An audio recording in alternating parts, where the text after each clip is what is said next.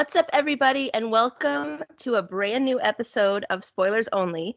We are back from our extended Thanksgiving break, and we have a super special guest joining us today to help us recap the year in movies. Please give a warm welcome to the host of the Nick Major Show on Adobe Radio and our good friend, Nick Major. Woo! Woo! Ine, you're speechless. You're covering your mouth because you're just speechless. You can't believe I'm here.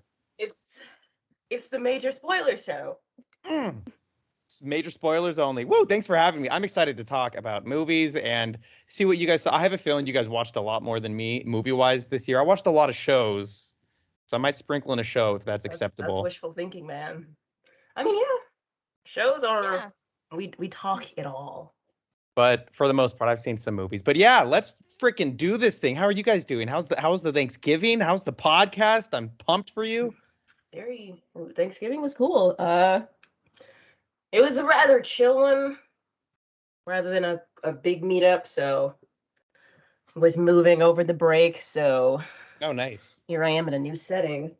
Oh, welcome to a new setting, which I can see it's a very toy setting behind you. You've got your nice background. So Spooky's got SpongeBob behind her. You've got toy soldiers behind you. And I have an IKEA picture behind me. I don't know what I thought that was. What? The picture. Oh, is that yours? Yours. Oh, mine. Yeah. IKEA, baby. We shop high fashion out here in Los Angeles. There is no IKEA anywhere near me, so. Bummer. I know. Let's talk movies. How are we going to dive into this? I want to know what you guys have seen. I'll tell you what I've seen. We can chat about the best movies because what a year it's been. Movie theaters finally started to open back up. I don't know if you guys have been to the theater yet because I have a couple times, but not nearly as much as I used to. I actually have not been to a movie theater since the whole shebang went down. And it's weird because I miss it so much. Shebang, aka COVID. I think shebang is the technical term for it, though. That's what I've heard them say on CNN. Shebang 19, yeah. It's actually what they're saying in the labs as they're developing vaccines. This COVID shebang has to stop. The shebang vaccine. But at least I feel like the good thing, though, is that at least movies, all the places, all the companies, they've really turned to the streaming services to give us still a ton of new movies. So I'm hoping that at least gave us all a chance to check out plenty of new stuff during this shebang 19 shutdown. Yeah, and I heard on the news like the other day that movie ticket sales and like movie revenue in general with theaters is down like almost 70% from where it was in 2019, which is crazy, but it makes sense because I can totally understand being nervous to be in like a crowded theater. And I think also just in general, like you said, with streaming services, it's been so nice to have movies just on your TV. You can just rent one of the newer ones, or you wait a few months, like with Disney Plus, and they put a lot of the newer ones like Shang-Chi and Black Widow. Those have been pretty popular, and it's nice to just have them right there on your TV or your phone or whatever, whenever you want. Is Shang-Chi on Disney Plus now? I don't think that it's I think it was free. Early November. Okay, but it's one of the paid ones. You have to pay for it? Yep.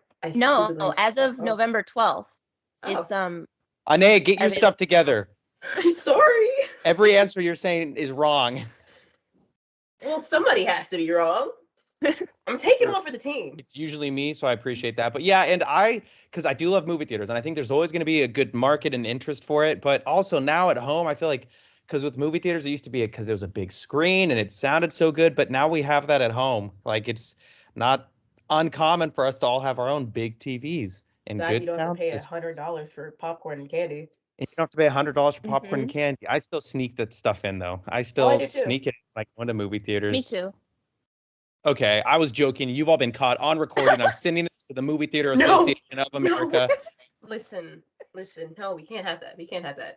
But even moving forward, I wouldn't be surprised if we never see numbers again like we've seen in movie theaters before COVID, because I think the fact that now we have had the chance to see so many big blockbuster movies at home, I feel like the market for that's going to forever change. Kind of like when MoviePass was around, and I think it forever changed the market in regards to having subscription-based services for movie theaters, which like AMC is killing it with now. I feel like once you give the public a taste of something good like that, like a subscription service or the chance to watch movies at home, you can't take it away from them, because if you do, someone else is going to give it to them and they're going to come out on top. But we'll see. We'll see what the future of movie theaters is all about. That's true. And I really miss Movie Pass, because that was like, I remember that one summer that I had it was the time of my life. I went like almost every day. Any movie, I'd see movies twice or 3 times. Like, it was the funnest experience ever. And I just remember seeing those stories like, oh, Movie Pass isn't doing so well. And I was just like, no. It was heartbreaking. It was $10 a month, was it, for $10 a month for unlimited, yeah.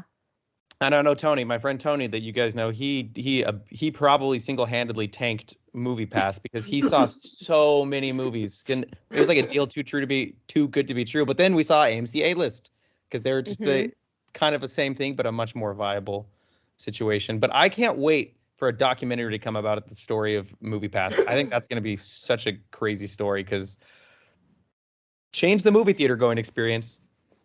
That existed for like a year, 2 years. Yeah, but they had it for years before, but it was a different system, and like it like would cost like they changed the pricing depending on where you lived. Like if you lived in LA, it could cost upwards of like $50 a month. But then some new company took over and they're like, we're gonna make it $10 a month for everyone, and we're gonna make it work, and they didn't, and they crashed and burned hard. That's tough. Whoopsie. So shall we start off talking about the best or worst movies of 2021? Yes, let's do this. Who wants to kick it off? I think it's fair. I think we should talk about the best movies first. Yeah. Started off on a high note. Hit me with your favorites, and I'll hit you with my limited movies that I saw this year. Have not seen too many movies this year. However, one that I did catch in theaters was Zola, with some people in it. Based off of the Twitter. Yeah. People on this one. That's awesome. Yep. I forgot the actors' names. Should have wrote this down. With Taylor Page, Riley Keough, Nicholas Braun. Our guy, Nicholas Braun. Nicholas Braun. Yes. Our boy. Yeah, it was a pretty crazy movie. Have either of you seen it? No, I haven't. But what's it about? I have not. Well, you are in for the trip of your lives, fellas. So the whole movie is based off of a Twitter thread from like 2015. This girl, Zola, was talking about like this trip that she went on with this girl that she'd met, and they pretty much became like best friends over like a weekend. So they take a trip to Miami to go dance. Ends up getting mixed into prostitution and also gang activity. Not really gang activity. Just some people die. Oh. It's rather intense. Where's this movie on? Where can people see it? I want to look it up as you talk about it to see. It is on Hulu premium subscription. Okay, Sling, cool. Amazon Prime, Showtime. I am a Showtime subscriber, and I just like got a notification like maybe 2 weeks ago that it was on there, and so I was like, oh, I forgot about that movie, because Inay and I have talked about it before, and she told me like just like what she said a few moments ago, it is intense. So it's on my list to check out, because I think I'll watch anything with Nicholas Braun in it. So he has a good first name. Biased. It's my first name. I'm very biased to that name. The one thing I dislike about the movie is that it kind of falls apart in the end. Like, okay. Oh, that's a bummer. I hate when there's a good movie and then the ending starts to ruin it.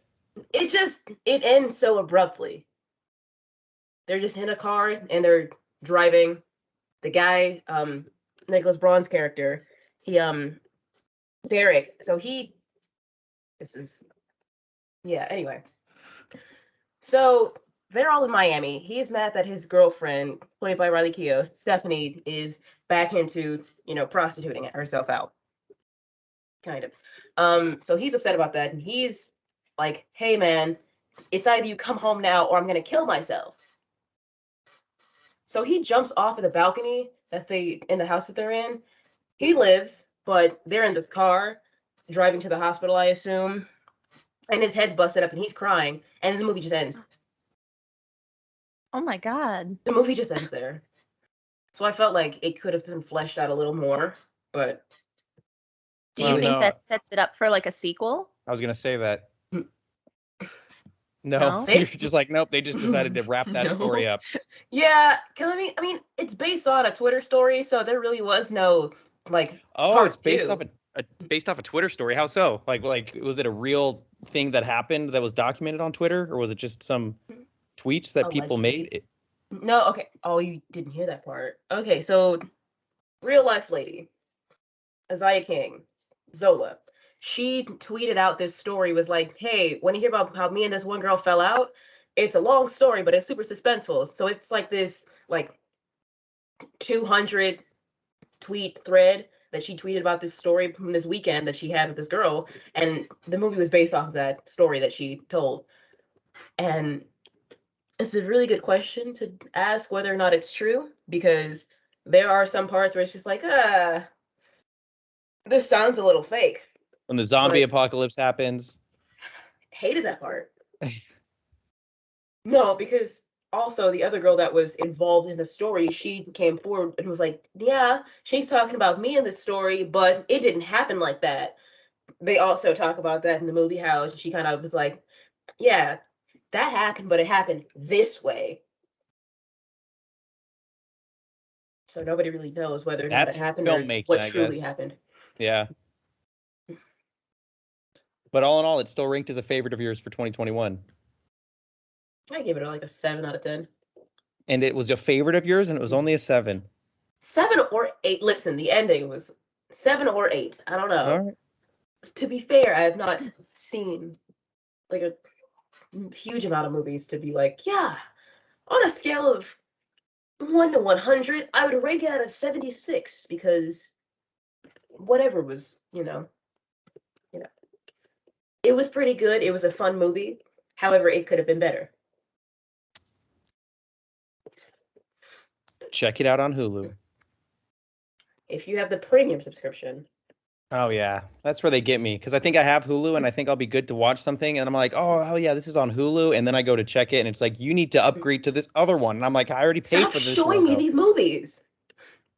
Gotta love it. I don't want to see it at that point.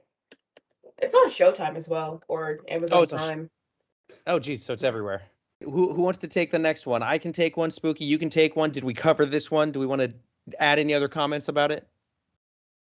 You guys should watch it. That's my final comment on Zola. Oh, we will.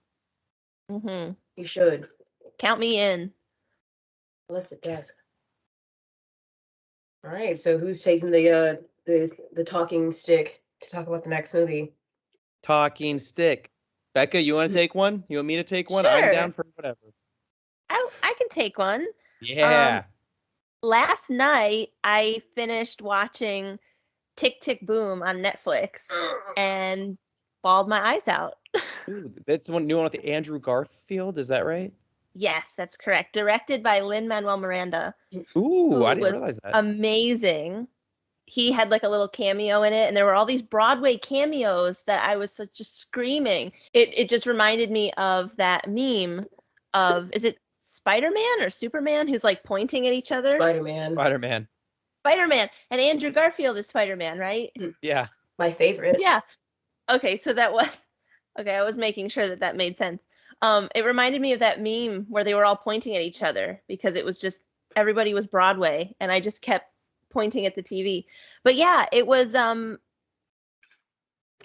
I cried. And it was funny because I was talking to Inea and I told her that I was going to watch it. And she said, please tell me, like, on a scale of 1 to 10, how emotional it is.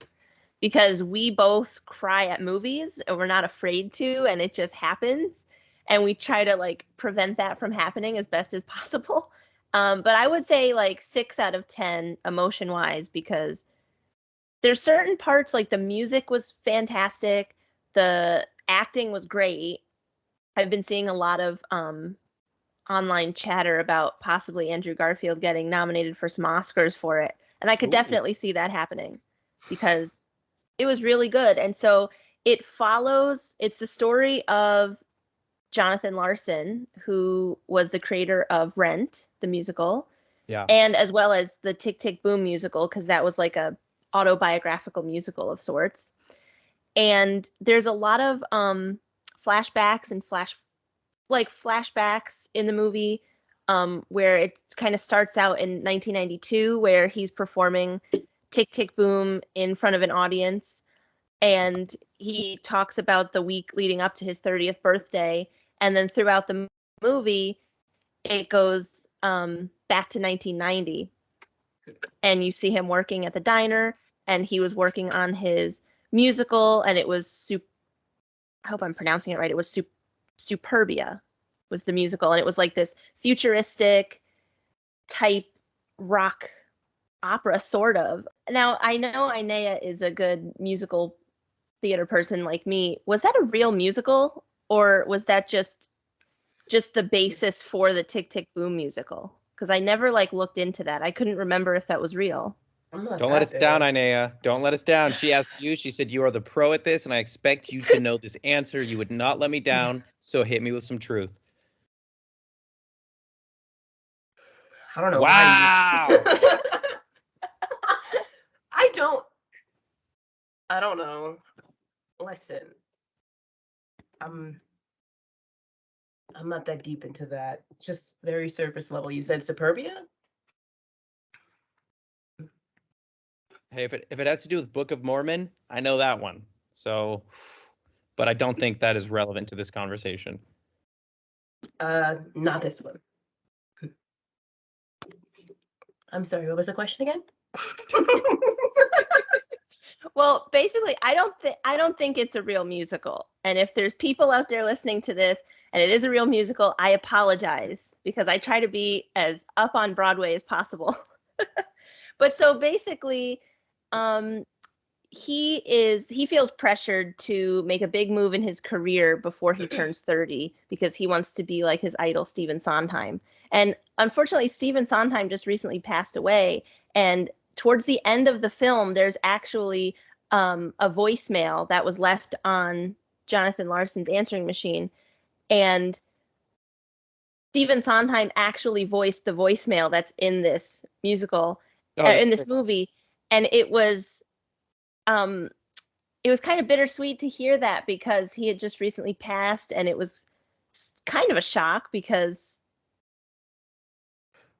from what I know, I had heard that he was going to do a little cameo in this, and he was just such a big Broadway icon. And so that was one of the moments where I felt myself kind of get choked up, because that was sort of a surprise towards the end. So the movie like I said, it flashes back and forth between 1990 and 1992, and it's those 2 years of him working at the diner, fights with his girlfriend because his girlfriend got a great job offer to go work in the Berkshires, and he didn't want to move, so he put his career first. And there's a breakup scene between them that also it was amazing how they melded together. There was a breakup scene with a scene from his performance in 1992 of Tick, Tick, Boom, and it's just so amazing how they mix those two together, and how it just followed like you were watching one take, but it was two separate takes, obviously, but it was just so great. And overall, though, if you cry at movies, I strongly suggest Tissues for this one, because it's a doozy. It's a doozy. And it's a Netflix original, right? Yes. Dude, I cry at everything, so you keep it. I love it. And when you mentioned the Spider-Man thing, one thing that I've been hearing, this has nothing to do with your movie, but because there's the new Spider-Man movie coming out, and Yeah. everyone is saying that it's going to have Andrew Garfield, Tobey Maguire, was that who the first Spider-Man was? Yep. Mhm. And then obviously Tom Holland, and because there's just like everything's pointing to they're all three going to be in it. And then so everyone is saying like they better somehow recreate that iconic shot of all the Spider-Men pointing at each other If because they it's such a don't, popular meme that they better do it. And that has a lot to do with Tick Tick Boom, obviously. yeah, they're practically the same movie. Oh yeah. But it topped your list? Was it a list topper for the year? You thought it was a good one? I would say, yeah, I would give it maybe 9 or 10 out of 10 because Ooh. it had a little bit of everything. It had humor, it had music, which if it has music, count me in because I'll watch anything with music. Lots of emotion. I mean, one of the words that Netflix used to describe it, it says emotional. Like it's just right there on the screen. It just says emotional. So you just got to know what you're getting yourself into. But yeah, it's very it's a lot. I I saw an lot of cry interview. during emotion. movies meant for 7-year-olds. I don't think I'd be able to handle that. I think if I'm not mistaken, I think I saw an interview with Andrew Garfield in regards to this movie on one of the late night shows. And I think maybe his mother passed away recently, Andrew Garfield's mother. And he was I talking about think how, so. and he was talking about using kind of the emotions from that and bringing that into the movie as well. And just how, because it was during the production of it or some, I believe. So that's for a movie that sounds to be emotional and for himself probably going through something emotional. I'm sure that it was just it translates to the screen, and I'll check it out because I don't know anything really about the movie. So I'm sorry, but it sounds like it might make me cry, and I can get teary at emotional movies like Toy Story 4 Ah, Oh, or in 3, I guess as well. 3. Sad the I stuff. remember watching incinerator it at scene. school and I cried. I was in the back of the auditorium. I was like, nobody turn around, please. Nobody turn around. The incinerator scene, Embarrassing. right? In Oh Toy Story yeah, 3. yeah. I'm just gonna cry right now thinking about it. Oh my God, I was dead. I'm glad you got I better. was in the theater for that. I died. That was awful. Yeah, I That remember was when awful. that was like one of the sickest I'd ever been. Like I had some sort of stomach flu and I couldn't stop puking. Very cute. But I was like, I have to see this movie. I have midnight tickets to it. So I went and saw it and I puked and cried my brains out. I didn't throw up during the movie at all, but it just added to the intenseness of Puked out that of your movie. mouth and out of your eyes. Yeah, How unfortunate for the kids watching. it was a lot. All right, Tick Tick Boom. Catch it on Netflix, everybody. Should I dive into a movie? Yes, Yes. you have the All talking right. stick. You The guys have speaking heard me rock. talk about this. I believe that I didn't give spoilers for it though, so I'm gonna give spoilers to you guys. So I'm sorry if you want to see it, but maybe I did. Maybe I did because I saw this in theaters with Tommy, That's and allowed it was. here. I know it's in the name. That's So the this was rules. Yep. there's two movies that I saw this year that I actually, when I reflect back on them, I actually really liked them both. And when I first saw them, I wasn't sure how I felt about them. And one of them is Malignant. That is a horror movie. It Mm. came out. It's by James Wan, and he, of course, is the guy he created Saw, and then he also ended up co-creating Insidious and The Conjuring, which is wild because those are such big powerhouses in the horror world. And then he, for a bit, he kind of strayed away from the horror stuff, and he went on to do like Aquaman and I think the Fast and Furious #7 movie, which I believe they're up to number 450 now on those. They have a ton of Fast and the Furious movies, but Malignant was kind of his return back to like the creepy horror, and his approach to it was really weird because when I was watching it, I didn't understand that it was supposed to kind of be like cheesy and campy as hell. Like it was just meant to be a cheesy, fun, good time. But in my head, I went in thinking that it was going to be like something Saw-esque or more Insidious type style. Mhm. So when it started to have like cheesy sound effects or cheesy dialogue and even cheesy like delivery of lines at times, I was like, what? This is dumb. But then at the end, when I reflect on it, I was like, wait, no, that actually made it really fun because the movie in itself is such a ridiculous concept because it is this it's about a girl who is played by let me see, I got her name here, Annabelle Wallace, and she ends up having all of these weird mental things happening. There's these murders that are going on in the city, and she somehow is able to see the murders and the cops don't believe her, but she's in the room as the killings are happening and the police don't believe it. But then she's like, no, because last night this person was killed. So if you go to this apartment, the body is going to be there. And the cops are like, no, this girl is crazy. And then they go to the apartment finally and they're like, sure enough, wow, this girl was right. There's actually this dead body here. And it turns out what's actually happening to her is that she was born with like a tumor on the back of her head or in her brain that has grown so big to the point that it has like a mind of its own and a personality of its own that can take over her body and get her to do things. And it's a vengeful tumor because it has its own thought process because her family, when she was a little girl, they tried to remove the tumor, but it grew back. And so the tumor was not happy about this. So it went on a killing spree to try and kill everybody from this girl's childhood who attempted to suppress the tumor and attempted to remove the tumor. And by the end, the tumor is literally, it gets awoken because she's in an abusive relationship. And at the beginning of the movie, I'm remembering this as I go along. And it's weird because I haven't thought about it in a while. But at the beginning of the movie, she's in an abusive relationship and her boyfriend slams her head against the wall. And when she gets her head slammed against the wall, it like cracks her skull and she's bleeding a bunch. But what that does is it actually like reawakens and kind of releases the tumor from not just her skull, but now it's in the back of her head because her skull split open.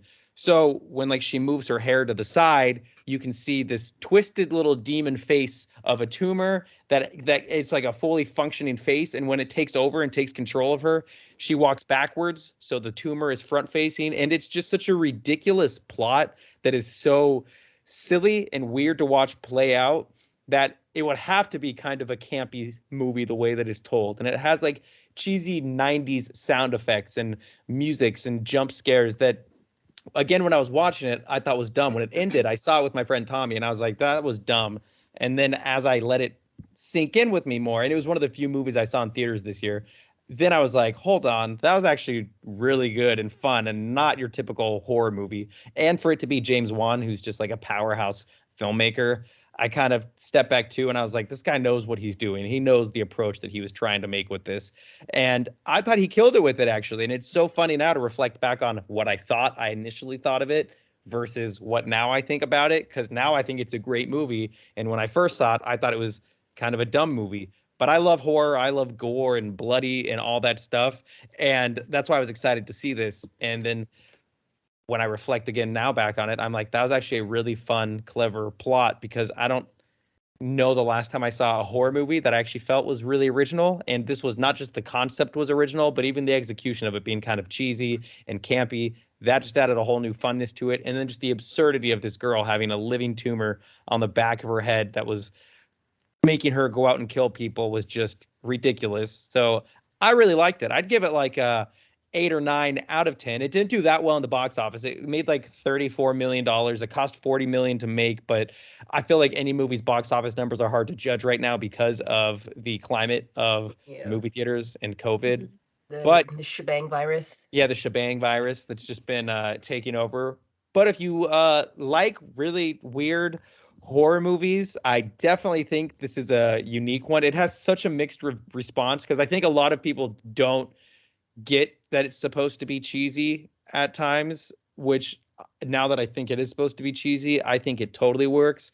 And I just loved the kind of original concept of this tumor in the back of this girl's brain that ends up taking over her and turning her into a killer. And then by the end of the movie, she learns how to be in control of it more because she didn't know what was happening at first. So when it would take over her brain, she had no idea what was going on. But now by the end of it, she finds out how to take control of it. And I think it's really dumb. Like, I think the tumor sucks back inside of her brain, like of her skull or something when she learns to take control of it. It sounds really dumb because it was, but in a good way. So that is Malignant. And I thought it was really fun. I thought it was a good little fun movie to watch in theaters. It was one of those ones that had the crowd all laughing and screaming. And the one guy was snoring the whole time, though, but that wasn't a good sign for it. But I liked it. Malignant. Good stuff, guys. Because I know that I started watching with my mom, and I know she said that she did not like it because she thought it was kind of dumb. But Yeah. you saying that it's meant to be cheesy, it makes a lot of sense. So here's the question, though. Is it meant to be dumb, or are they just saying it because it wasn't received well? The fact that if it was a filmmaker I hadn't heard of, but the fact that it was James Wan, who he seems like have mastered so much of the horror stuff, like from Saw, which was not cheesy and dumb at all. Saw, I mean, that grew into one of the biggest horror franchises of all time, and so did Insidious and whatever the other one is that he did as well. So when I was talking with Tommy, because I wish Tommy was here, but I think Tommy said something in regards, like in interviews, James Wan said that his approach was intentionally more campy and fun. And maybe it was. Maybe it came off and it was done, the movie, and he realized how stupid it was. And he's like, oh, God, I got to pretend that was on purpose. So I'm guessing that you absolutely loved Clifford, though. And it sounds like we at least had the same.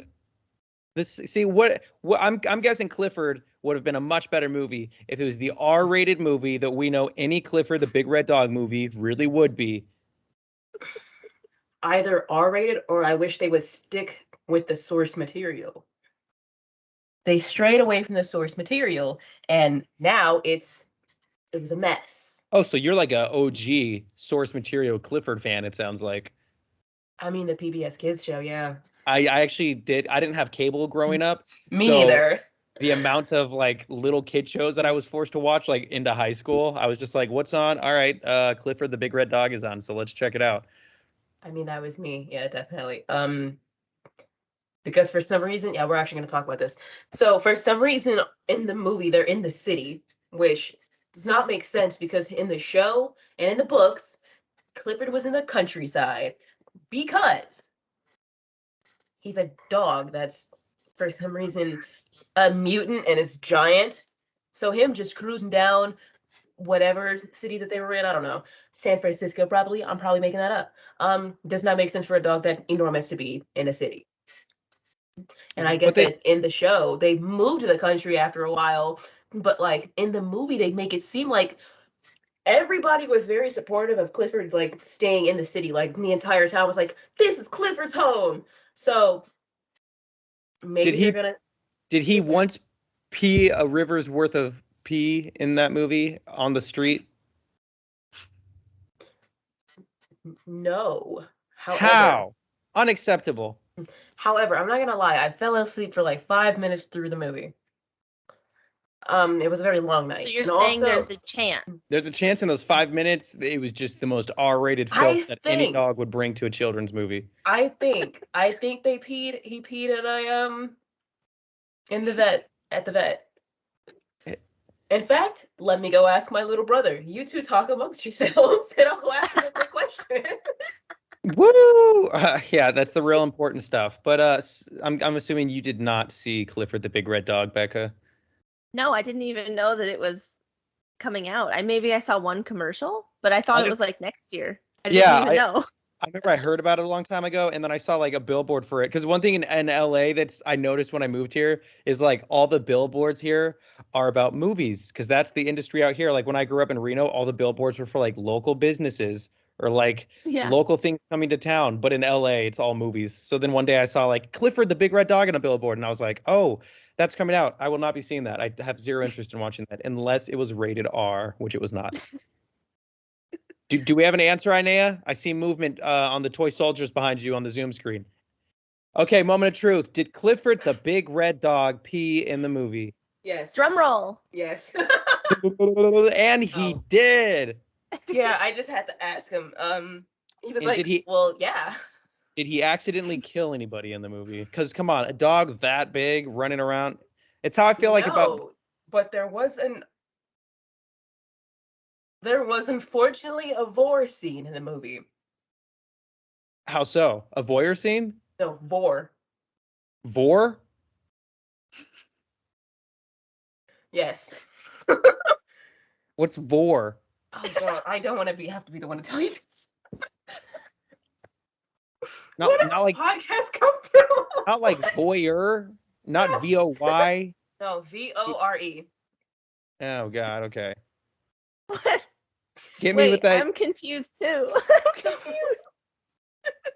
Why do I have to be the one to tell? All right, okay, so vor. Do not look at pictures. So it's a weird fetish where people fantasize about being swallowed whole. I'm looking at it right now on Google, and That's interesting. Yes, and there was a scene where Clifford eats who we later find out is actually T-Bone, the dog from the Wow, show. you're Yes. bringing back the cartoon days for me. That's funny. Yes. Yes, so he accidentally almost swallows T-Bone whole.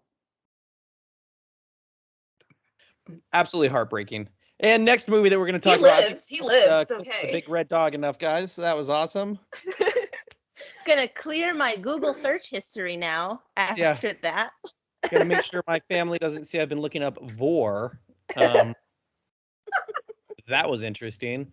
So, are we on to more good movies, bad movies? What's the direction you guys wanna You go? know, you were talking about Malignant, and that reminded me of another horror movie that I caught earlier this year, which was A Quiet Place 2, which I know it technically premiered last March, I think, March of 2020 in New York, but then, shebang happened, Mm-hmm. and it was never able to be in theaters. So I was a Paramount Plus subscriber, but I've since canceled because there was really nothing on there that was interesting to me. But one of the things was like, oh, join Paramount Plus today and check out A Quiet Place 2. And I really enjoyed the first one, and so I thought, hey, why not?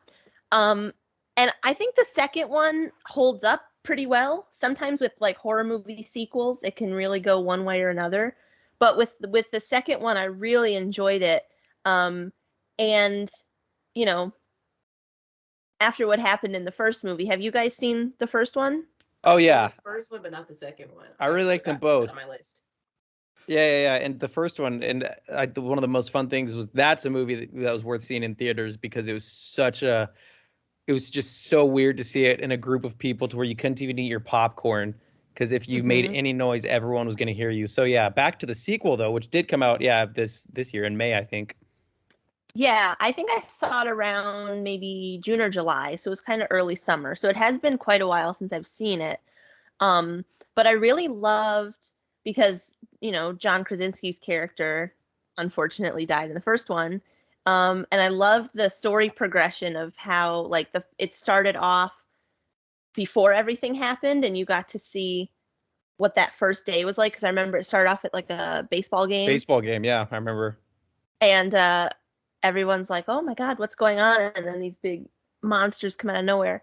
And it was cool to see the family before everything went down, and then to see the mother and the two kids now and seeing what's going on and how their story progressed.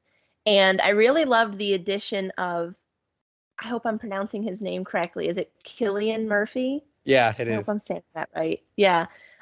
He's such a great actor, and I loved him in like 28 Days Later. I really loved those movies. Don't And even get me started about how much I love 28 Days Later. yeah, that was so good because I never really used to be into horror movies, and I saw that one, and that kind of changed it for me.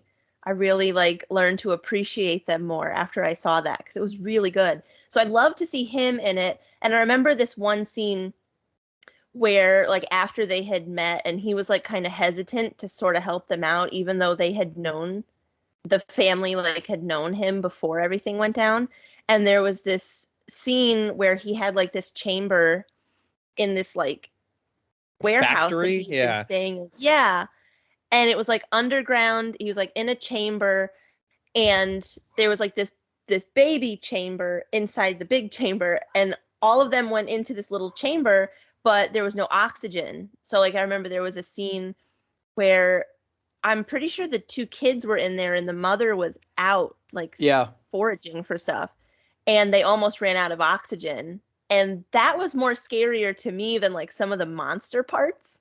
So And it's because I they guess locked the door on accident behind them, remember? yeah, yeah, and it was like I feel like for that, like the being used to what the monsters look like from the first movie, you kind of get used to it in the second one. So I feel like for me, the actual monster was like the lack of oxygen because that freaked me out. Like I Hmm. hate the idea of like suffocation and that like scared Freaks me me. out. So it was definitely like a creepy movie. Very good though. I'd highly recommend the first and the second. And I'm pretty sure they're coming out with a third one too. Oh wow, So because I'm they were looking both forward to that. huge successes. Because even the second one, the first one was a huge success, and I know the second one it made $300 million in theaters, which was huge, especially because like it came out during the COVID times. But one thing that I loved as well was that, well, first off, the son in that movie drove me absolutely crazy because he was the one that was responsible for so many of the nail biting moments where he would have to. He tried to go off, and he almost led to so many Yeah. deaths. But I read that John Krasinski and Emily Blunt. Is that his? Yeah, Emily Blunt. Mhm. So they're husband and wife in real life. And then John Krasinski, he directed this one and the first one. He wrote the second one by himself, but he wrote it with the first one with two other guys. But he and his wife, Emily and John, were watching Peaky Blinders, and then they really liked Cillian Murphy because of that. And so they just asked, and they didn't know him, but just because they liked him in that movie, in that show, and they liked him, they were like, "Hey, do you want to be in A Quiet Place Part 2?" And he was like, "Yeah, let's do it." And I just think that's so cool. Like that's how you know when you've made it in filmmaking is when you can like watch a show and you're like, "Wow, this guy's really good. We should put him in our new movie." And he killed it in it. I Yeah. love him, and I've loved him since 28 Days Later because that was his kind of breakthrough Yeah. role, I believe. That is pretty cool. And I think that's probably what a lot of people aspire to because I know. that must feel pretty good to like have such a good like name reputation and just call up and be like, I'm doing this movie. You want to be in it? And it's Mhm. just that's the casting. No real audition or anything. It's just, hey, that's pretty cool. We know I that you would can deliver. love to be famous just for that one reason, to where you can just call someone and be like, "Hey, let's work together." Okay, and that's Done. it. That's it. But no, here we are, not doing that, guys. But Quiet Place Part 2 was great. I forgot about that one, actually. I can't believe I forgot to put that on my list, but that definitely would have been there. I thought it was a great sequel because the first one was so good. I've And been meaning to check so, that one out. yeah, it's good because I was wondering how they could keep a sequel fresh when it's such like a, because I feel like sequels are such a risky thing, especially with horror movies. Because is it just going to be the Hmm. same thing over and over again? But by being able to kind of throw back to prequel stuff or to stuff that happened before the first movie and then tie it into where they were now, it really gave it a fresh approach. And I think they definitely set it up for a third one if they want to do that. And with the amount of money it made, I would not be surprised if one of a third one comes in because it's successful. Yeah, and I'll be Um, watching it too. I'm looking forward to it. Oh have yeah, me either too. of you seen Don't Breathe Part 2? No, but if No. Tommy were here, he could tell you how much he didn't like it. Oh, Did you love it? Was it one of your I favorites? didn't Oh watch it. no. That's why I was asking if either of you seen it. No, I love the first one. Tommy, he saw the second one and he said it was very meh. I was actually talking to some coworkers about that because we got a couple copies of Don't Breathe 2 in, and I was wondering, like, well, first off, I get that they alluded to a sequel in the first one, but I didn't think it was absolutely necessary. I feel like it could have definitely been resolved like within 5 minutes. Yeah. Just the old guy, just beat the old guy up. Hey, come on. That's I love when movies do have those parts though, when it's like if you just did this one little thing that any normal person would have done, this whole fiasco could have been avoided. Yes. For one, don't break into people's houses. Okay, hold on. Sometimes you gotta. They were fine up until they, broke into a guy's house who just so happened to be like, ex-military or whatever. Yeah, I remember the first one It was was really fun, nuts. but I don't think I even have interest in seeing the second one. I'm probably gonna check it out just because I've seen the first one. True. Other than that, not too excited. Another movie that I recently saw on Hulu, I'm not entirely sure if it's like a Hulu original, but I know that it's currently on Hulu, and I wonder if you guys saw it. It's called Barb and Star Go to Vista Del Mar. No, but what a name. I know, I was gonna say it's kind of a loaded title, See, I've but never heard of it. Please continue. it's from it's co-written by and it also co-stars Kristen Wiig and Annie Mumolo, who both Oh, did cool. Bridesmaids together. And it was hilarious. I was not expecting to like it because I saw a lot of commercials, I heard some things, and I saw a lot of Twitter buzz, but the buzz, I just didn't hear great things overall. I didn't hear too much about it. So I said, well, it could either be not so great or it could be one of those movies that was kind of underrated for for the year. And I'd say it was definitely underrated because it was hilarious. Um, So Barb and Star are two friends from the Midwest. They live in a small town called Soft Rock, Nebraska. Soft Rock, Nebraska. And they get fired from their job because the company is closing. So the store is like the company was closed for like 7 months, but they didn't tell this one store. So this store had been open for 7 months, but the company itself was closed. So after losing their jobs, they run into an old friend who had just came back from a vacation in a small little town in Florida, on the coast of Florida called Vista Del Mar. And they don't like to travel, and they have never left their town, and they're just very, Set in their ways. yeah, they don't like to really do much. So they decide to do like this once in a lifetime trip to Vista Del Mar. But in the meantime, a mad scientist named Sharon Fisherman, who is also played by Kristen Wiig, is planning revenge on the town because she lived there as a child and she was born with a condition where her skin is very, very pale. So the town made fun of her and she wants to get back at it. And it just so happens to be planning it around the time that Barb and Star want to visit. So Sharon's henchman is named Edgar, who's played by Jamie Dornan. And he is like in love with her, but she only wants him to do this plan. And she doesn't want to be like an official couple with him. And that's sort of the one of the running jokes within the whole movie is he's like, you don't want to be like official. And it's just something that keeps getting said. Like he gets to Vista Del Mar and he's like, look at all these official couples here. It's just like a funny like gag that keeps going on. So Barb and Star get there and they meet Edgar and he really falls in love with Star. But also Barb kind of falls for him as well. So there's sort of like a mini love triangle, but it's mainly focused between Edgar and Star. And Edgar is torn between helping the mad scientist or seeing where things go with Star. And the scientist's plan is to release these mosquitoes that eat people. And that's how she wants to get back at this town. And in like there's a few parts in the movie where they break out into song and dance. And it's honestly like some people have called it a live action cartoon. And I think that's a really great way to describe it because it's just such a there's so much nautical scenery and there's a lot of takes that are like on a beach. And honestly, like the hotel that they stay at is just it looks so fake. It looks so cartoonish. But, I don't want to say too much spoiler wise, even though that's what we do here. I would really like you guys to check it out because it was really funny. Are you breaking our number one rule? I think I have to for this one because it's worth the watch. I think I'm going to watch You're it. Fired. I think I'm going to watch this one. Fired. You're fired. We're taking over this show. Can I just say the whole mosquito thing? That sounds like a crime. I'm surprised those don't already exist in Florida, to be honest. That's true. I mean, that's like one step up from what mosquitoes do. I feel like if you were to combine a horsefly and a mosquito, you've got something there. Because horseflies already bite enough. But I will say though, I'm definitely going to check that movie out because I did love Bridesmaids a lot. Love Kristen Wiig, and I think I'll look it up right now. I'm pretty sure I've seen the poster for the movie because when you mentioned her character too, I was like, oh wait, I think I know.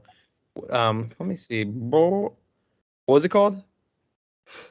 Barb and Star go to Vista Del Mar.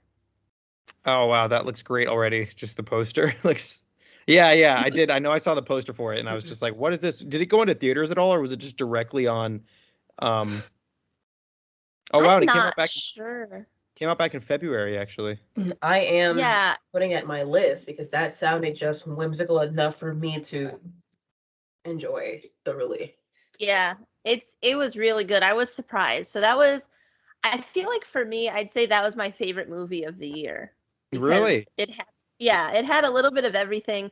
I'm a sucker for comedies. I'll watch like any comedy movie, and I feel like this year there weren't too many good comedies that came out. So I think I'm going to be a little biased and say that was my favorite because I just love any kind of comedy movie, and it had like just such great actors and music, and there was like a few little cameos by some stars as well, and it was just so funny. It was like a little like it seemed like Vista Del Mar is just like a little fantasy land, and they were just living like a fantasy nautical ocean. It was literally like a live action cartoon. I feel like that's the best way to describe it. It was hilarious. Yeah, the poster just looks ridiculous. Because I saw it and it's like them. First off, they look like a couple of moms, and it's just. I love the poster. It looks like they're just riding on a big shrimp or something, and there's all of this beautiful sea life around them in this lovely place in Florida. Yeah, and Vista Del Mar in the movie is known for a seafood jam every year. And that's when the scientist was going to get her revenge, was at the seafood jam. And I cracked up. I can barely get through saying seafood jam. That definitely sounds like a cartoon. It does. It's so funny. And we'll check it out, and we will talk about it again sometime when we all know more about it. Have either of you seen the Jordan Peele Candyman? No, but Tommy has. Tommy screwed everything up by not being here. That guy! We're going to have a talk with him later. I should just FaceTime him right now and say, talk. You should. Do it. So you saw the Jordan Peele produced Candyman. He didn't direct. Yes. Yeah, let's say wrote and produced. It was pretty good. So I was scared that it was just a reboot of the first Candyman. But it was not. It was more of a continuation for the story, because in this one they actually referenced the original movie as that happened so long ago, and we're in this place that happened then. The apartments were just gentrified, and now it's all lavish and stuff. Basically, modern Chicago. But it follows this artist guy who becomes obsessed with Candyman after learning about him when his girlfriend's brother told him a story about Candyman, and he was like, yeah, it is true, guys. Haha, look it up. There's articles and stuff about it. And that, for some reason, set him off. So he started, following the articles. He ended up looking at or listening to some of the recordings from Helen, the lady in the original movie, where she talked about it. And he ended up having this little an art display, which was inspired by Candyman, which led to people saying his name in the mirror a bunch of times all throughout the town. My thing is, there's plenty of evidence supporting the fact that this man exists. Why are y'all still doing this? And if the first movie's events happened, it's like, did you not, like, I think they documented it enough to know that this was a real thing and you will die. Yep, and it happened a bunch of times throughout the movie. It happened at a school with some teenagers. It happened with the guy, the artist. Also, Coleman Domingo.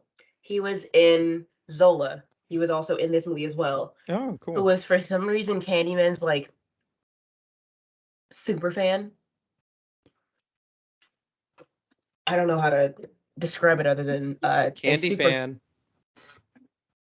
Also, in this movie, he kept dropping actual little hard candies all over the place, and for some reason that confused me. So you're a fan of the original one, correct? Yeah. Was this hard? The candy was not in the original movie. Okay, I was gonna ask. Which is why I'm like, okay, so why is he dropping candy everywhere? Why is he giving candy to little kids? It's literally his name.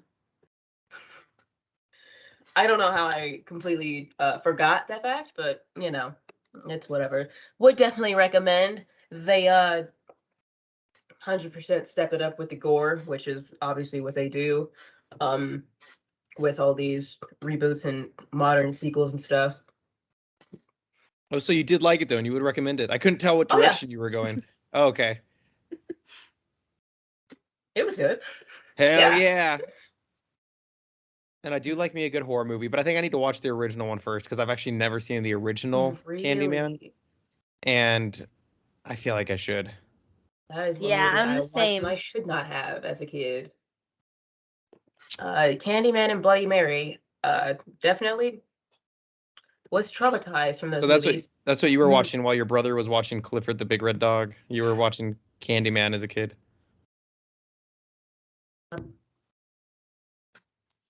I have other brothers. Listen, Nick. I have two older brothers and one younger brother. My two older brothers, or at least one of them, tried to traumatize me with Bloody Mary and Candyman, and it worked. So Good moving man. on. Moving on. So, I were think there any movies this year that you guys kind of feel like missed the mark or yes. just weren't that enjoyable? I was gonna I say, let's move on to the worst movies. Okay, I will jump off with mine, which the one that I was so bummed about was Old by M. Night Shyamalan. Mm. And this was the one movie that like I have never tried so hard to not hear anything about a movie because Tommy, of course, we'll see how many times I can bring up the fact that Tommy, my coworker, he's often on my show, how many times I can bring up the fact that he's not here today talking with us because he loves M. Night Shyamalan. It's his favorite filmmaker. And he's a very hit or miss filmmaker, M. Night Shyamalan is. And he's had a couple recent good ones. But with Old, I didn't want to know anything about it. I was avoiding any spoilers. I wanted to go in blinded, not knowing what it was about. Tommy was the same way. We were in the movie theater one time for a different movie, and a trailer for it came on. So we both plugged our ears and like started humming so we wouldn't hear it. And then we went to see Old, and both of us were really disappointed with it in the end. And so I guess M. Night, his daughter had found a book that was similar to this plot. And the premise, which I think sounds cool to hear about, the premise is a group of people go to an island, and then when they're on the island, the people who work at the resort, and it's all people who are sick with different diseases, whether it's like cancer or schizophrenia or just some sort of illness that's gonna in the long term probably kill them. So what they end up getting told to do is they're like, "Hey, we have this really cool reservation at a beach for you guys to go hang out there. So we're going to take you there and you're going to spend the day there." And then all the people are like, "Cool, that sounds great." So they end up getting to the beach, and once they're there, they find out pretty quickly there's no way to leave the beach, but on the beach that they are at, time goes by incredibly fast. So they start everyone there starts to age really quick. And there's kids there, there's older people there, there's young adults there, and they just start to get like old, as in the title. And it's crazy because like there's kids there who start off as little kids, and then all of a sudden they walk away to go hang out, and then they come back and like they're in their teenage years. And then there's these kids, one of them ends up getting pregnant at some point, and then so her body can't handle how fast her body is getting pregnant. And the premise of it sounds cool and creepy and scary and like what would you do in this situation? But it was so dumb. I thought M. Night Shyamalan missed the mark there because the acting and dialogue completely opposite from like Malignant, where there was stuff that seemed to be very intentionally done in that way. Not with this one. Some of the dialogue and acting and performances were so cheesy and cringy, and I was just like, "Are you kidding me? That like nobody talks like that. Nobody does that." But then also it forced you into a movie with like an ensemble cast like of just it was just like 10 characters. You didn't even get to know who any of them were, but all of a sudden you were thrown into a story that involved 10 characters that didn't give you time to know who any of them were as the story unfolded. So it was kind of throwing you all over the place.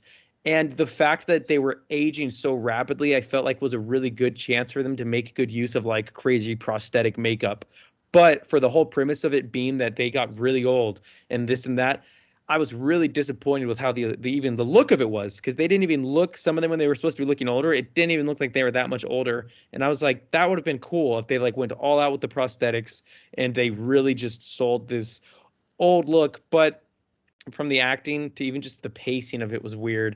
But mostly just I feel like the story of it in general was just kind of not believable too, because they were taking nice people who came to this tropical place and just killing them all off on an island. And I was just like, well, everyone's family is going to realize that these people are gone. Like, if the premise was like instead, like they decided to use Oh, because at the end you find out it's because they were trying to get. I told you that everyone that went to this island, it was all people who were sick with illnesses. And if I'm not mistaken, I think what they wanted to do is they were giving them all medication and they wanted to see like the long-term effects that this medication would have on whatever illness they had. And so to do Trying to that, they were, cure them essentially. yeah. And so they were speeding up the process of their lives on this island to figure out, all right, are these people going to die from their natural diseases, or are the medications that we're giving them going to help them live a longer life? And I was just like, if this concept was not with normal, nice, everyday people, but like they went to like prisoners that were on death row for horrible crimes, or just like some sort of more underground, disturbing, dark, twisted way. But from the way they presented it, it was just normal family people with kids included going to this nice little island getaway, and then they all end up dying. And I just didn't buy that either. I was like, what? Most of People them would. were murdered.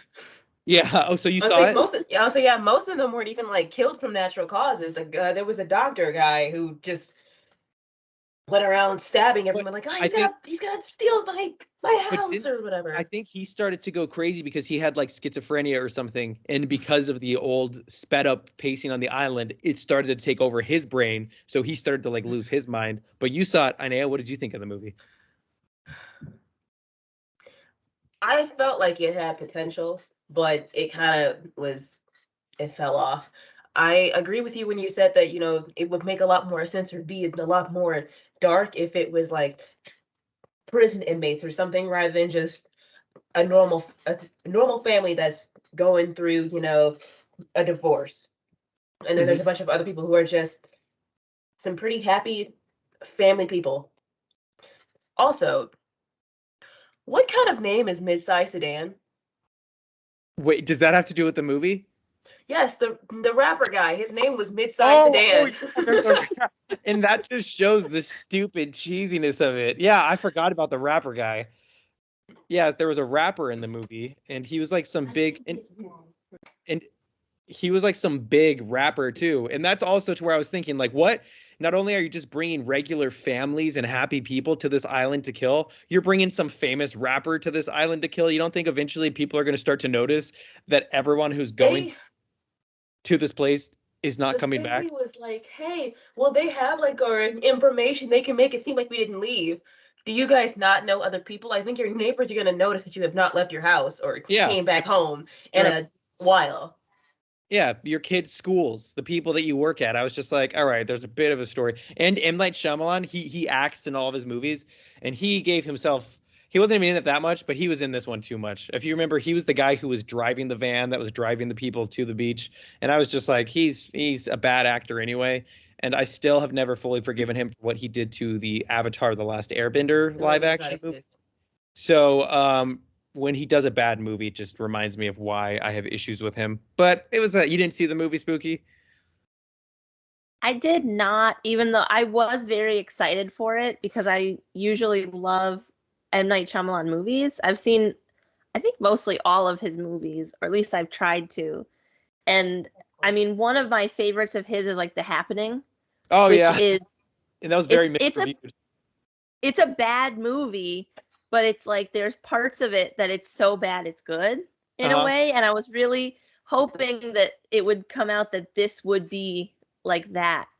But I have no plans to see it now. I did want to see You it, but should. when I heard the reviews, it kind of I was like, well, I'll just go watch The Happening again because I And already maybe know that one. You might enjoy it. A friend that we saw it with, he loved it at the end. He was like, "That was Shyamalan's best movie." Blah blah blah blah blah. And we were like, liar, "Whoa, what?" liar, Yeah, right. liar. And it was The ending definitely an fell off. interesting one. The Though I ending thought fell off. it It was fell off from rushed. the beginning. Just the dialogue was silly to me. The acting didn't think it was that great. So Old, a disappointing movie from M. Night Shyamalan. Sad stuff. What else? Mm. What were some disappointments to you, Becca? Rebecca. I guess for me, a movie that I probably can't comment on that much because I could only get through like the first half of it was The Many Saints of Newark, which Oh, was the wait. Soprano You're people. No, you're not allowed to give any spoilers for that. I won't let you. I hate it because I haven't seen it yet.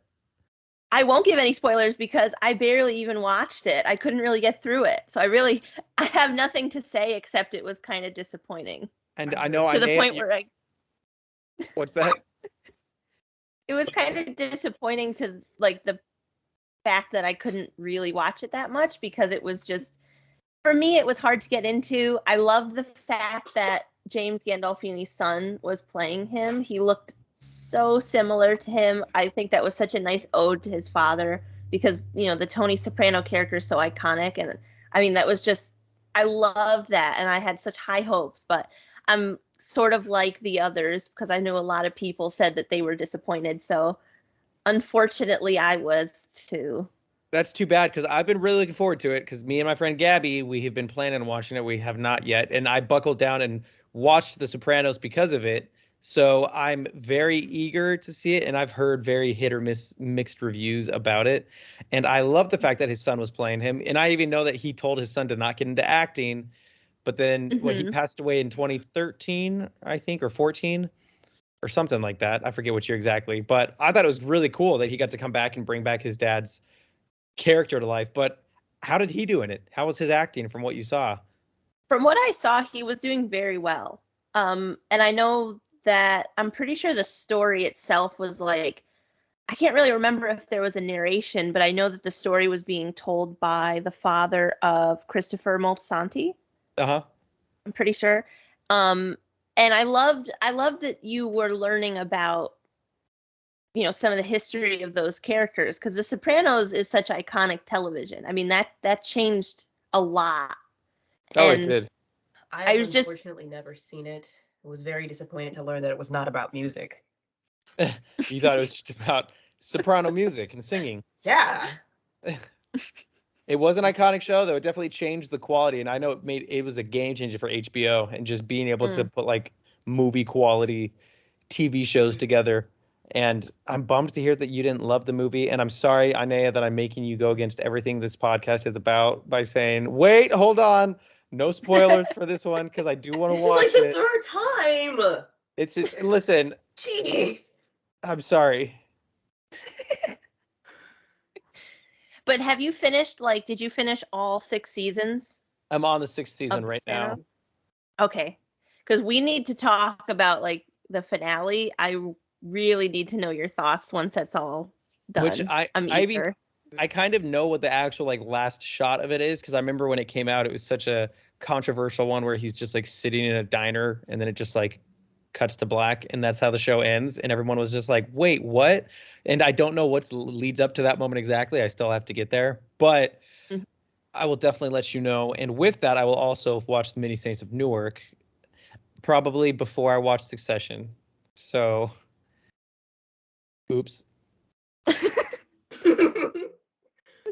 Man, what can we do to talk you into it? I know. But then we wait it out. Yeah, by the time the end of next year, I will have watched it. But I did watch Superstore, and that's great. You guys should watch that if you haven't seen it. I love Superstore. I need to see the last season. Oh, it was good. It was one of those shows like Shameless, because Shameless was a show I loved when I watched it. And I found out that one of the main characters in Superstore is a main character in a whole season of Shameless, which I did not realize. And I was like, oh my God. But both the last seasons of those shows take place during COVID. And I love that because they just make COVID the whole backbone of both of those. And both those seasons came out this year. So check it out. Yeah, Superstore was great. I remember when that was first coming out and I was excited for it. And I think I've seen mostly all of it except the last season. I think I just honestly forgot what night of the week it was on and just missed a bunch of episodes. And I said, all right, I'll save it for later. But one thing about Superstore that I always think about is years ago when it was first premiering on NBC, I told my grandmother that they were opening a new store called Cloud9. And it was maybe 45 minutes away. And we said, let's make a trip to go see it. And we built it up for weeks where I would say, oh man, I'm so excited. It's almost the grand opening of Cloud9. I can't wait to go. Aren't you excited? And, it's they sell this, whatever.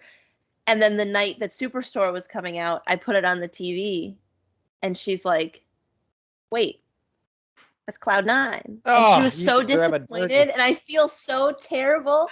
You But it was the should. funniest joke. weeks in the planning. Just to prank the poor grandmother. And I was what's that? No, I was just gonna say I still think about that often, and I'll still say to her, like, "Yeah, I'm sorry about the Cloud9 thing." I don't hold that one against me. I do wish though that I was a fan of the show while it was still airing, because out here in LA, right by the Warner Brothers lot, they actually had, and you could just drive by it. I guess Tommy told me that you could just drive by the set and it just looked like a parking lot, like a grocery store. And because they actually built like a real grocery store for it that said Cloud9 out front, and that's where they filmed it inside. And he said if you drove by it, it looked just like a Walmart or just like any other grocery store, but it was just the set of the show. And I was like, damn, I wish that I knew that, and I Oh, wish I liked the show so I could have driven by and taken pictures with it. One movie that was really, it had potential. It kind of irritated me. It was Silk Road on Hulu. It's about the Silk Road website from the dark net. Oh, I have friends that used to order drugs off of that Why are you telling me this? because that's what the website was for. I So- promise I never did. I mean, hey, I don't ask, don't tell. Was it a documentary or was it like a scripted movie? Scripted movie with Oh, Nick okay. Robinson in it. He plays Ross Ulbricht, the guy who ran the website. So, first of all, it's just absolutely bananas. Yes, I said bananas. To me, that website existed in the first place. Oh yeah. And so for people who don't know, it was literally a website where you could just go to order whatever drugs you wanted, and they would just literally mail them to your house, and it functioned for a while. And then I've seen some documentaries on it, but I didn't realize that they made an actual film about it. There was a guy on YouTube. Let me look it up. And then I remember the way that I think the guy who made it, he ended up getting arrested like at a library or something. Yep. Because he logged on to a public Wi-Fi, which was kind of dumb. Because I mean, listen, you know all about, open networks and anonymity and stuff like that. So why would you, the creator and admin of a website where you can sell drugs and drug paraphernalia, why would you log on to a public Wi-Fi network? Riddle me this. And he did it. But so what did you not like about the movie? Because it is an interesting story. And like you said, I can't believe that website ever even functioned. So first off, it was Barely Sociable who made the video on YouTube. It's video's like an hour and 15 minutes long. Pretty good. He breaks down the whole story. Really good. Would definitely recommend checking it out.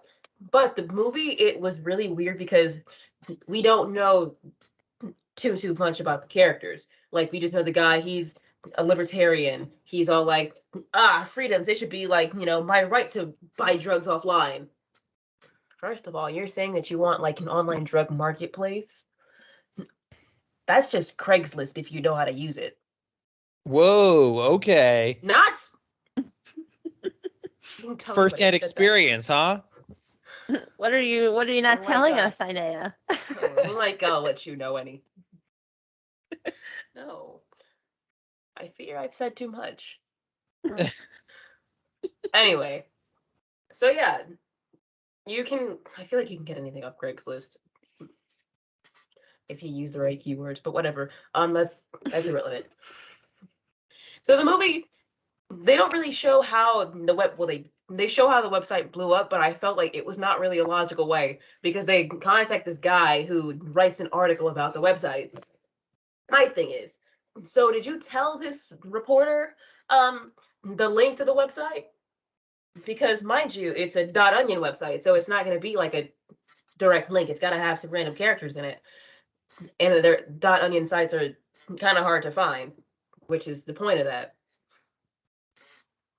So, how are you going to pretty much publicize, the word about this website and then get upset or surprised and confused when the FBI finds you. Mm-hmm. And he thought he was like so secure behind like the fact that, oh, I'm using Tor, like it's an anonymous browser, and plus people are using Bitcoin.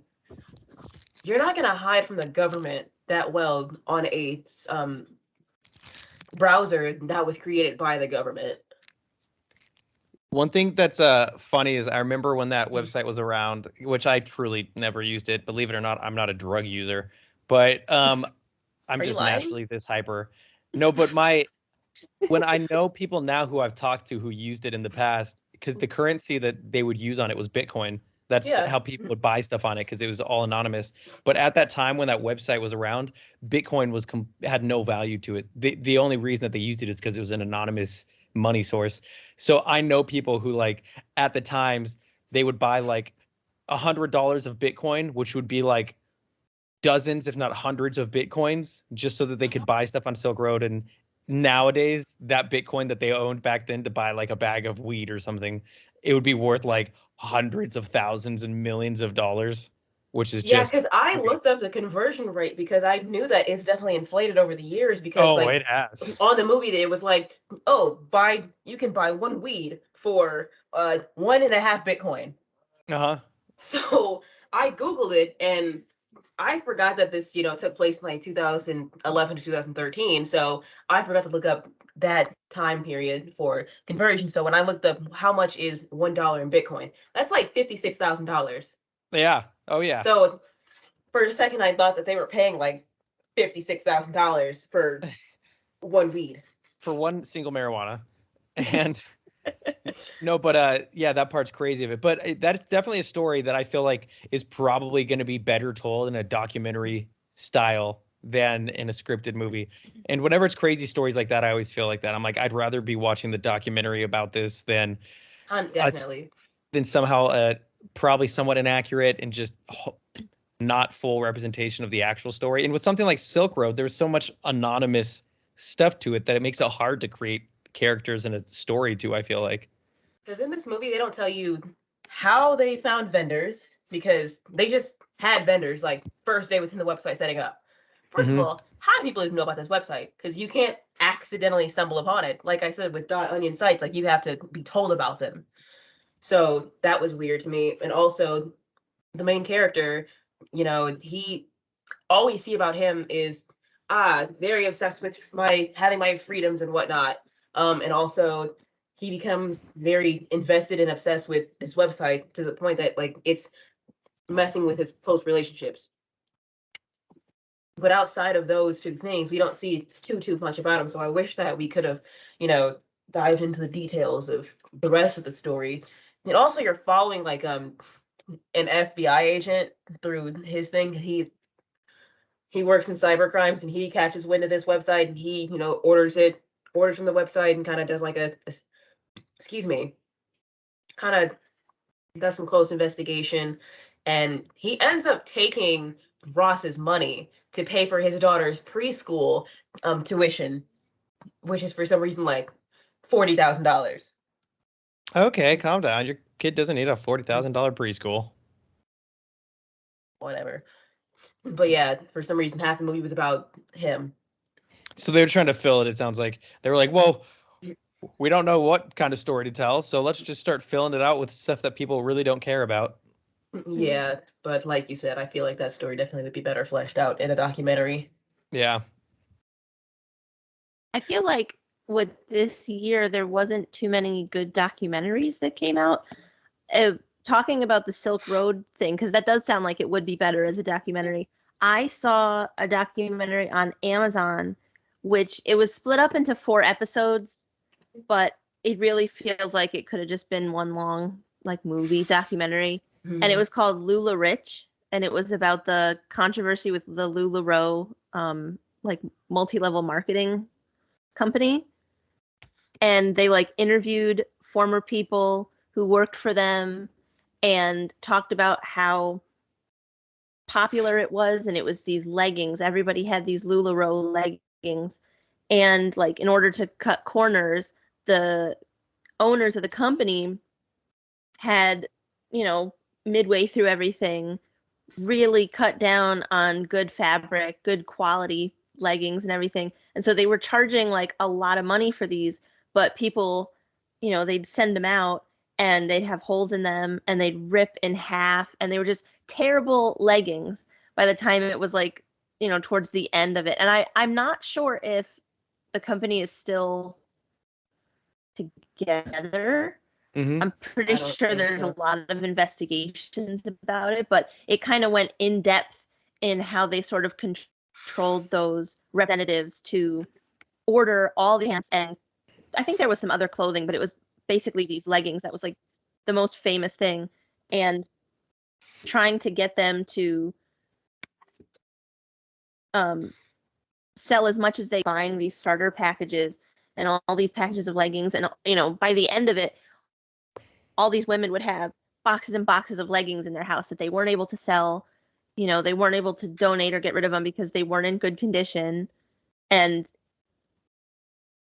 it was such a good documentary about like greed and money and just seeing how far people can go to make money and get financial gain. I love a good documentary. And speaking of brands, I just saw one on Hulu called The Curse of Von Dutch, and Von Dutch was like a huge brand in the mid early 2000s amongst like celebrities, and then it just was one that blew up and the quality went down, and the story about all the money and stuff and the greed behind it. So I'd recommend that one as well, because Von Dutch, everyone I used to heard wear about that. that. Yeah, I heard it's a good about one. that. Yeah. I love me good documentaries. We got to have a documentary episode sometime where we just talk about good docs, because that's what I'm usually mostly Definitely. watching is documentaries. And next time we all got to line up a list of the same stuff to make sure we all watch it, because I'd love to just pick each other's brains about stuff we've all just freshly watched. Yeah. Definitely. I forgot my microphone was muted. Yes.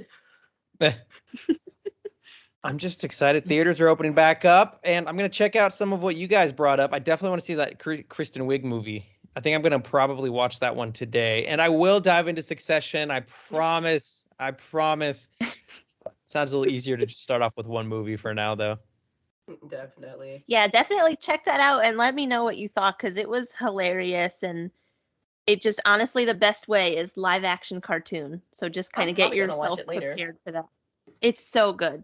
And it's on Hulu. I just watched it again the other day because I had seen it a little bit earlier in the year. And then I had just watched it again just to refresh my memory. And it's really good. I might even watch it again today too. But actually, no, because Succession's on tonight. And so I got to get myself prepared for that. Oh my God. But I do look forward to Succession. I will watch it. I'm sure it's good if you both do genuinely love it so much. Yeah. I know. I've been slacking. Listen, I will tell you this much. It's a very interesting show. It's a drama, but also at the same time like a black comedy satire show. So it's indirectly funny. Good. I love some good dark humor, or just like, all right, count me in. But we'll have an episode about that in the next few years after I watch it. No, you have until next weekend. Woo! Watch all 3 seasons. That's not that bad. 3 seasons. I mean, they only got 10 episodes each season, so. But Spooky, don't watch old. And they're about like an hour long. No, you should watch old. Yeah, the episodes are long. Not 45 minutes. They're like a complete hour. Oh, wow. So actually that would take some time to fully watch. Yeah, I just thought about that. Yeah, but I feel like the next show because on the topic of like HBO shows, because we were discussing Sopranos and Succession, is the one that I'm really excited for to come back is Barry, and I know it's very soon that it's going to come back. Very soon. I'm so excited for Barry though. I was so bummed that COVID shut down the production of that, because that show's right up my alley. That's one of my favorite shows of like all time now. I think I've made that my second favorite show to Breaking Bad, just because I was like, I loved it. I love it. It's dark, it's twisted, it's funny, it's so good. I've probably watched it all the way through at least like 10 times, probably Oh more. my God. I mean, it's Jeez. just, I love it. It's so good. And I will literally watch anything that Bill Hader's in. So it was just perfect. It was like the perfect show. But I know Inea hasn't seen it yet. So that's Oh, that's I'm the next sorry. show that you've got to binge watch. I'll build myself up to it. I'll let you know when. She'll watch it when I watch Succession. Yes, actually. I'm sorry. I'm the worst when it comes to watching new stuff, so I honestly can't blame you with the Succession issue. And I feel like once you watch it, you'll really get into it like we are. So definitely make sure you have enough time to enjoy it. And then you'll probably go back and rewatch it to see anything that you missed. But it's a good show. It's really good. Alrighty, well that wraps up our discussion of some of the best and worst movies of 2021. And thank you so much to our special guest, Nick Major, for joining us and chatting along with us. Thank you for having me. I'm so glad we could talk about movies that next time I'm on, it's going to be movies that we have all collectively seen. Because I know today's was more personal lists of our own personal favorites and least Yeah. favorites, but I look forward to jumping in on some titles that we all are freshly familiar with. That's going to be a good time. Oh, yeah. I say hopefully that's more planned out better. But yeah, check us out on whatever platform you're listening to this on. Check out our other episodes. Find us on Twitter at SpoilersOnlyDuh and find our link tree to see other places that we are available on. Share with a family member, a friend, an enemy, your neighbor, the entire population in the town next to you, you know? Just get the word out. Yeah. So this has been episode 7, I think. Woo woo. Yes, episode 7.